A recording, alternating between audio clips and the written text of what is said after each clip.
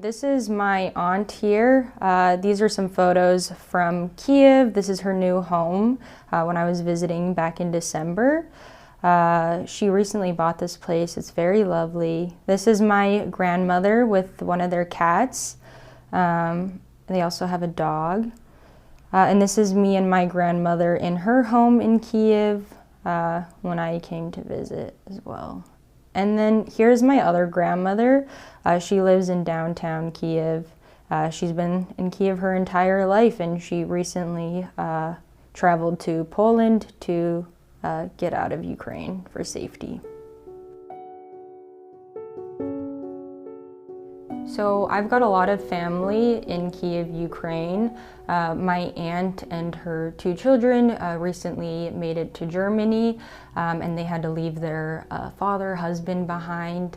And then a couple of days later, their mother, so my grandmother, met them up in Germany. It was extremely challenging for her. She's in her 70s. Traveling car, then bus was not easy, and plus leaving the only place she's ever called home.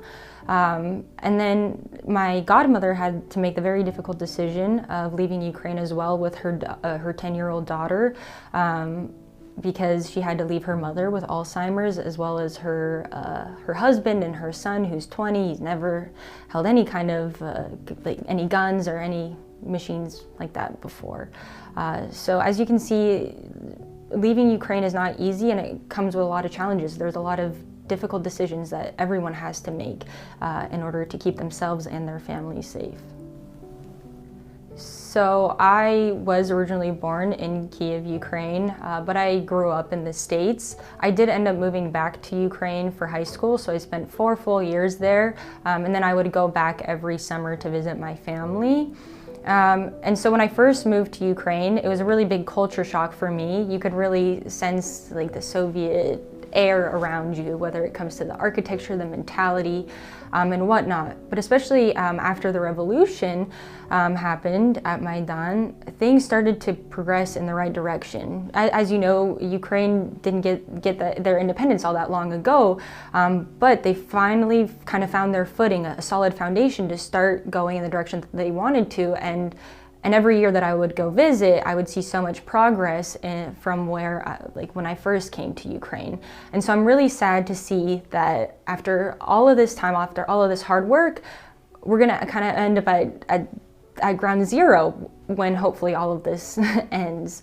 So I'm sad because we finally kind of got rid of this like heaviness that we had from like the Soviet era and whatnot, and started to see the light. And now we're gonna have to start over again.